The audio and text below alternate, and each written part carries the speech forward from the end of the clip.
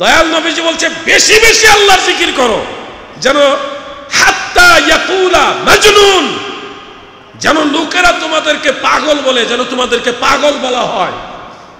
নবীজি বলছে বেশি জিকিরের কথা, আর উনি অর্থ বুঝাইতেছে এমন ভাবে জিকির করো যেন লোকে পাগল বলে। এই দলিল বানাইছে যেমন ভাবে জিকির করো যেন লোকেরা পাগল বলে, এই দলিল বানাইয়া এখন জিকির করো।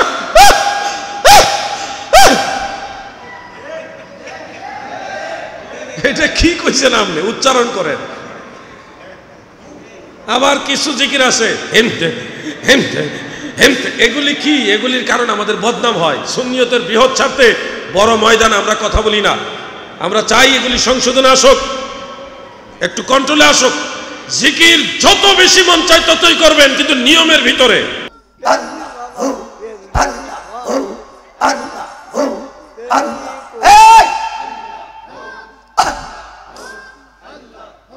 নিশি হইলে যায় ফুল বনে রে বুমুরারে,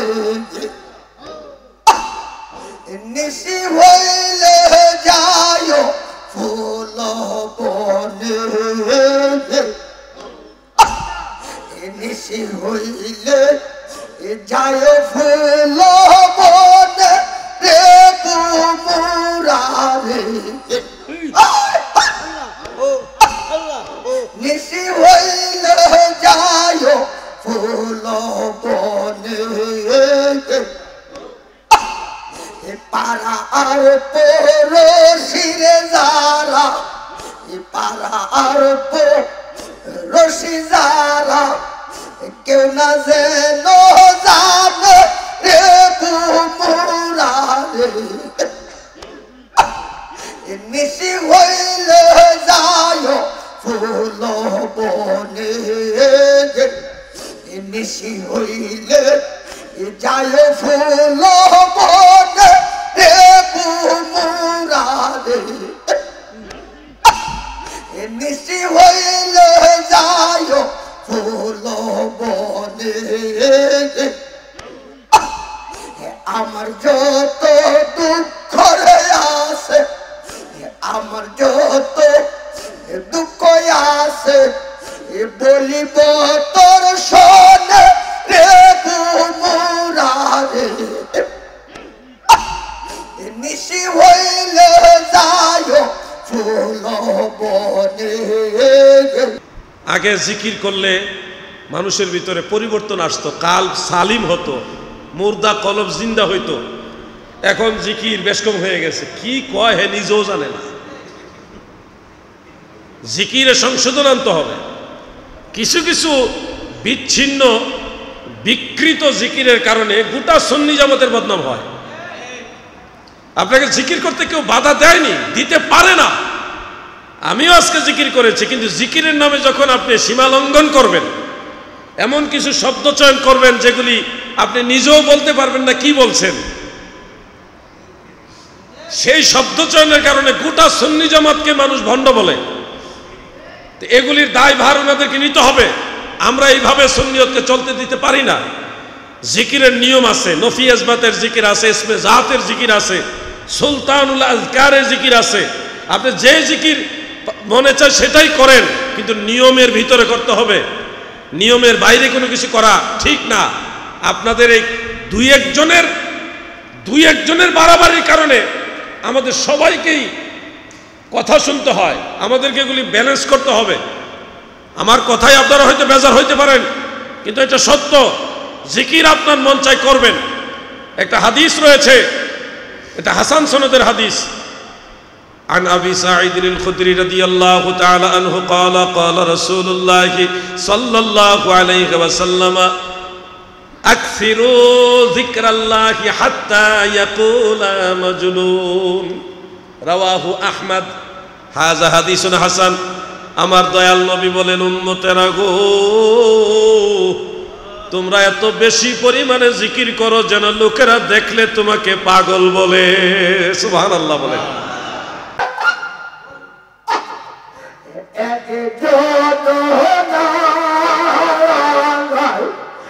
চল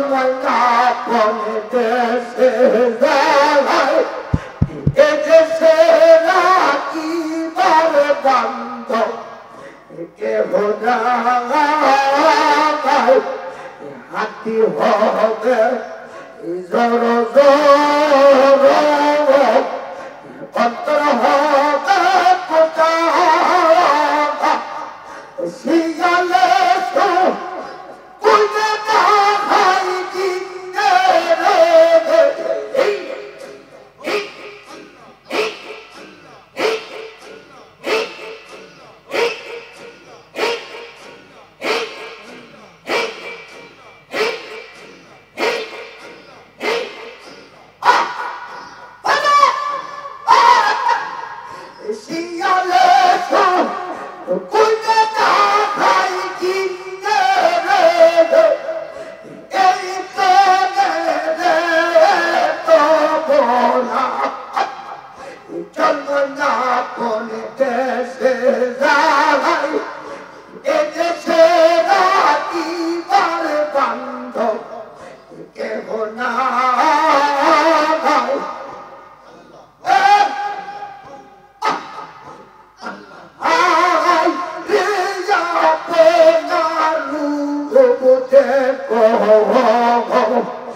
নিজে রঙ্গ পাই করিয়া নয়ন পাইরা দেখো প্রিয়া পদালু দেখো মনরে শিখলাতে ফুটল ফুল দিতে আগা বাইরে মোহ তারে চিন মুর্শিদে করিয়া ও মন বেপারি সে ফুলে বাজিয়া সে ফুলে বাজিয়া কত তু সুজন দিয়া পোনারু গোবতে কো নিজে রঙ্গ পাই করিয়া নয়ন পাইরা দেখো দিয়া পোনারু দেখো মনরে নাসুল কতলা হতে জাগরত তার ভিতরে আসেন মাবুদ দেখতে পাবি হুব জোহব মুর্শিদ রূপতি দেহর করে দিয়া পোনারু দেখো। একটু জিকির করেন সবাই, আল্লাহ আল্লাহ আল্লাহ আল্লাহ আল্লাহ আল্লাহ আল্লাহ আল্লাহ আল্লাহ আল্লাহ আল্লাহ আল্লাহ দমে দমে টান মৌলার নাম দমে দমে টায়ান দমে দমে টান আল্লাহর নাম দমে দমে টান আল্লাহ আল্লাহ আল্লাহ আল্লাহ আল্লাহ। খেয়াল করেন, এখানে আরেকটা সিস্টেম আমি বলে দিই।